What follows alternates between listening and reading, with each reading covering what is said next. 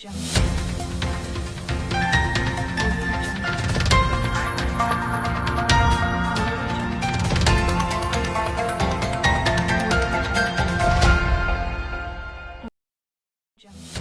de grève de 72 heures du syndicat national des banques, assurances, établissements financiers et commerce du Mali, SYNABEF, à compter du 27 octobre.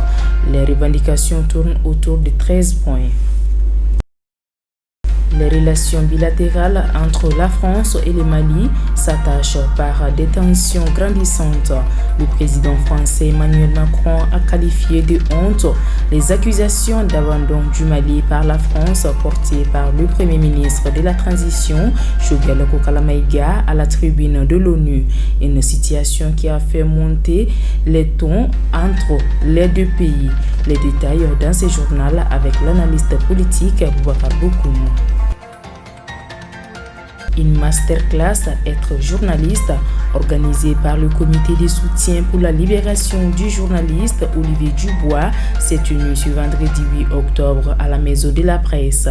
L'objectif est de permettre aux jeunes de mieux appréhender le métier des journalistes.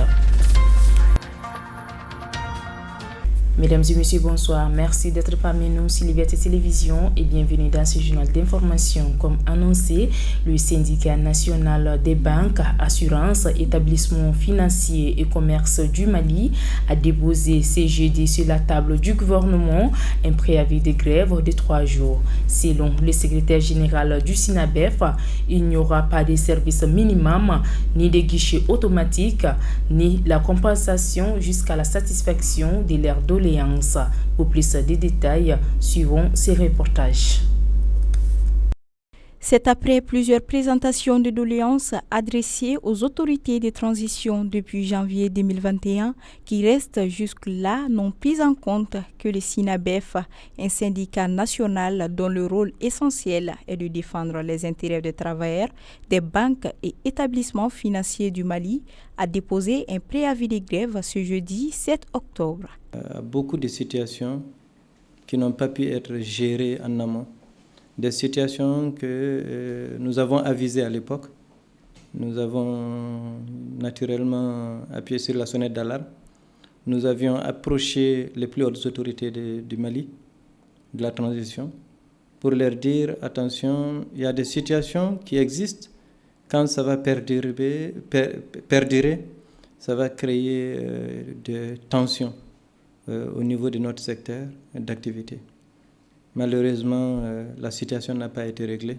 Monsieur Amadoun Ba, secrétaire général de la SYNABEF, a par ailleurs souligné dans ses propos que la grève s'étendra du 27 au 29 octobre et mentionne également la fermeture des guichets automatiques ainsi que les compensations.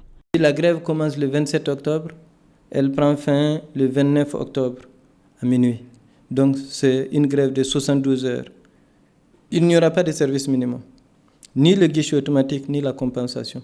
Cette fois-ci, nous fermons et la compensation, parce que c'est une grève voulue par les dirigeants eux-mêmes. Vous vous inquiétez pour le guichet automatique, et ils s'inquiéteront pour la compensation. Parce que quand la compensation est fermée, une banque peut enregistrer une perte qui peut se chiffrer à des milliards, une seule banque. Mais si il arrive qu'une banque perd, ce n'est pas de notre faute. Ce n'est pas parce que nous, on n'est pas allés travailler, c'est parce qu'eux n'ont pas voulu nous écouter. Au dire de M. Ba, cette troisième préavis de grève tourne autour de 13 points essentiels touchant tous les secteurs d'activité qui sont les banques, les entreprises pétrolières, les travailleurs de la SAER, les revendeurs du PMI Mali, entre autres. À la pompe, ces gens, ils n'ont pas de contrat de travail pour la plupart d'entre eux. Et ils sont employés par les multinationales qui rapatrient des fonds dans leur pays. Nous, les Maliens qui travaillons avec eux, on n'a même pas les SMIC. Les SMIC, c'est 40 000 francs. Un pompiste des stations Shell, je vous l'ai dit ici, il a 35 000 francs par mois. Il y a les travailleurs de Ecobank. Ecobank Mali qui ont été remerciés, 45 et plus, une quarantaine de personnes, qui ont été remerciées la veille d'une fête de Tabaski. La direction a précipité cela. À force de précipiter, il y a eu des vices de forme. Ils ont fait signer des engagements à des travailleurs. Il y a des gens qu'on a obligés de partir. Alors qu'initialement, c'était dit, c'est sur le volontariat. Il y a eu des volontaires, certes, Mais il y a eu beaucoup qui n'étaient pas des volontaires. C'est dit clairement dans le Code du travail que quand tu dois recruter après cela, tu dois recruter parmi les gens que tu as. Notons que cette grève intervient dans une période délicate où le Mali, en pleine période de transition, perdra encore des plumes si ce secteur venait à être paralysé. Autre chose à présent, le sommet Afrique-France vient de commencer dans un contexte particulier où les relations entre la France et le Mali sont de plus en plus complexes entre l'arrivée des mercenaires russes Wagner au Mali, les propos déplacés du président français et les accusations du Premier ministre Dr Choguel Kokala Maïga à son encontre. Les choses semblent compliquées. Face à cette situation, nous avons tendu le micro à l'analyste politique Boubacar Bokoum qui estime que le Mali est dans son droit de prendre des décisions seules qui conviennent ou non à la France et que les propos du docteur Choguel Kokala Maïga sont justes. Écoutons-les pour plus de précisions au micro de Mariam Keita. Dit par le docteur Choguel Kokala Maïga est très certainement ce que pense la majorité des Maliens, ceux qui l'aiment et ceux qui ne l'aiment pas. Ce qui est certain aujourd'hui, c'est qu'il a dit tout haut tout ce que les uns et les autres pensent de cette forme de collaboration qu'on a avec les Nations Unies. Aujourd'hui, redorer le blason du Mali pour que le Mali soit écouté sur l'arène internationale, je pense que c'est vraiment salutaire. En réalité, l'existence d'une nation dépend effectivement de la dynamique de sa diplomatie.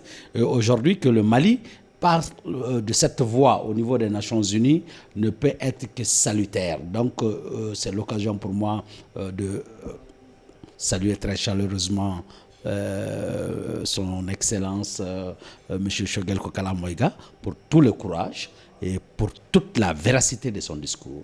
C'est le chantage que nous fait l'Occident à travers la coopération ou la soi-disant coopération ou assistance au développement. Donc en réalité aujourd'hui il s'agit de dire que le Mali est en train d'acter sa souveraineté. Quand les gens sont rattachés aux miettes que l'Occident nous donne, si on pense que notre développement est tributaire des petits accompagnements que l'Occident fait pour nous, naturellement, nous allons toujours rester sous-développés. Depuis plus de 60 ans, nous sommes assistés. Alors, donc, je pense que très sincèrement, il est temps aujourd'hui que les États africains se réveillent et qu'on comprenne que notre développement ne peut venir que de nous-mêmes. Donc aujourd'hui, penser que cela va avoir des conséquences, oui, que cela puisse avoir des conséquences, que l'Occident décide de nous couper l'argent, qu'il décide de couper l'aide, ce n'est pas un problème de mon point de vue.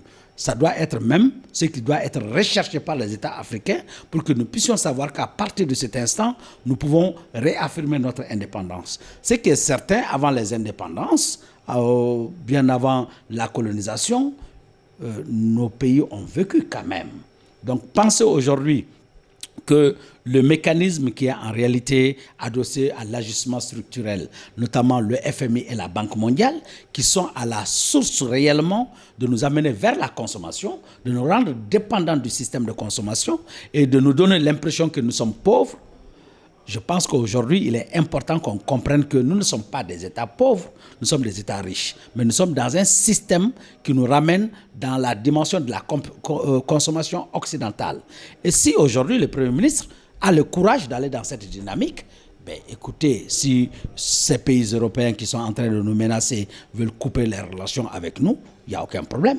Ce n'est pas eux le centre du monde et nous n'en sommes pas aussi. Donc, de ce point de vue, la coopération multilatérale va continuer. Je suis certain aujourd'hui que même si l'Occident, les Européens décident de nous lâcher, la Russie ne nous lâchera pas, la Chine ne nous lâchera pas. Donc, aujourd'hui, il y a de la matière. Il faut aujourd'hui qu'on apprenne à se faire respecter sur le plan international et que l'on comprenne que la France n'est pas le centre du monde et que nous avons le droit, en tant qu'État souverain, de pouvoir collaborer avec n'importe quel État, avec n'importe quelle structure, avec n'importe quelle association, avec n'importe quel mouvement. Donc, nous avons... Mais eux, quand ils sont allés attaquer en Irak, mais qui a osé brancher? Quand ils sont allés tuer Kadhafi, qui a osé brancher? Donc si nous décidons aujourd'hui de faire des choix, c'est des choix que nous allons assumer et que les Occidentaux aussi apprennent à nous respecter comme tels, avec nos choix, qui peuvent être bons, qui peuvent ne pas être bons, mais c'est quand même nos choix. Si nos États africains parviennent à comprendre que nous sommes sous emprise du système financier mondial et que nous décidons de quitter ce système financier mondial pour aller dans l'économie réelle. Parce que l'économie réelle veut dire quoi?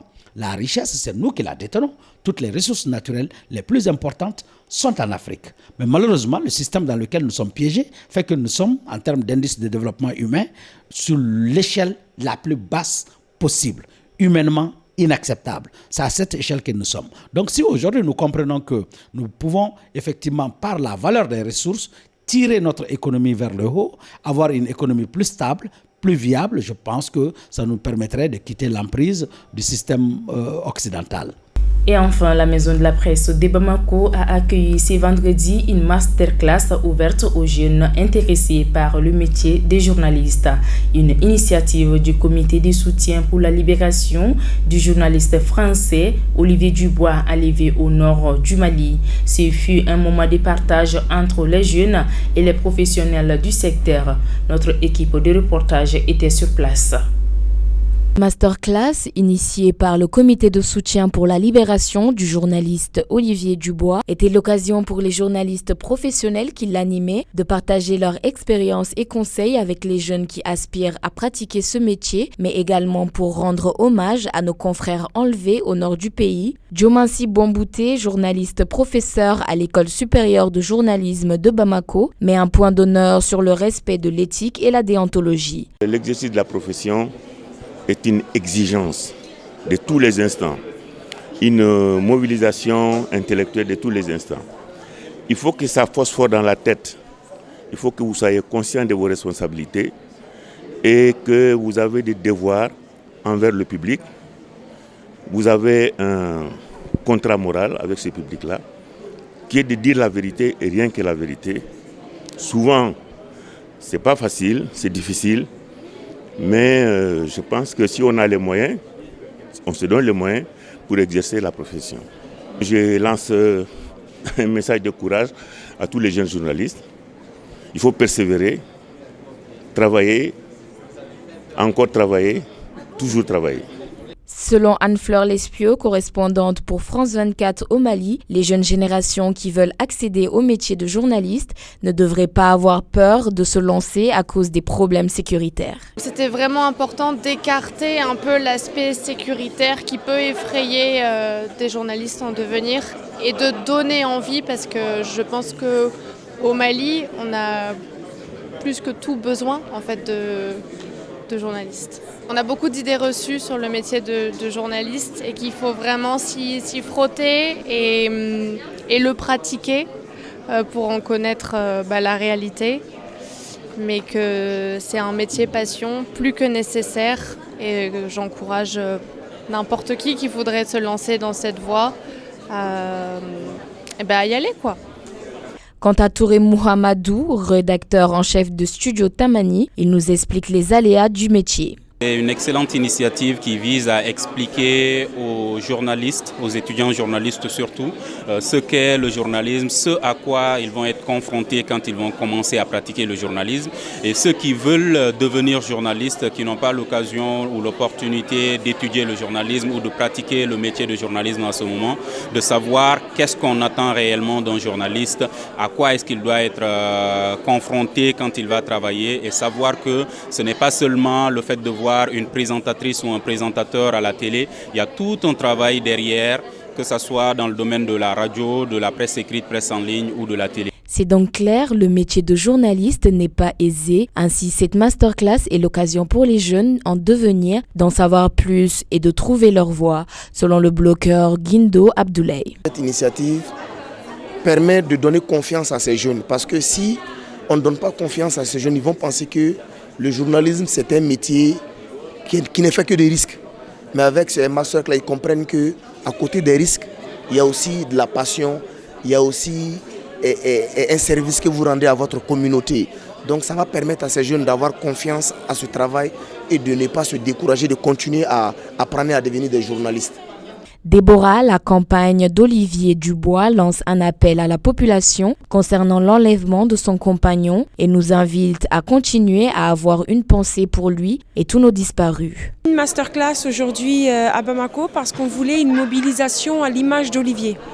Olivier, c'est quelqu'un qui aime transmettre, qui est passionné de son métier. Et on s'est dit que ce serait plus intéressant de sensibiliser la jeunesse au métier de journaliste et peut-être espérer déclencher une passion. La mobilisation pour Olivier, elle est importante pour pas qu'il tombe dans l'oubli. Et je remercie toutes les personnes qui parlent d'Olivier aujourd'hui. C'est très rare quand je suis à Bamako et que je parle d'Olivier qu'une personne ne soit pas au courant de sa situation. Mais ça arrive encore. Et c'est pour ça qu'on a tous un rôle à jouer, un rôle de transmission, un rôle pour qu'on ne l'oublie pas. Au maximum, comme vous pouvez, parler de lui, transmettez l'information. Rappelons que cette masterclass est une des nombreuses initiatives du comité de soutien au journaliste français Olivier Dubois, enlevé dans le nord du Mali depuis 8 mois. Une façon de toujours penser à lui. La masterclass avait également pour but de montrer à la jeune génération que malgré les difficultés du métier, le journalisme reste un secteur noble et très important au bon développement. Voilà, c'est tout pour ce journal d'information. Merci de nous avoir suivis et bonne suite des programmes sur la Liberté Télévision.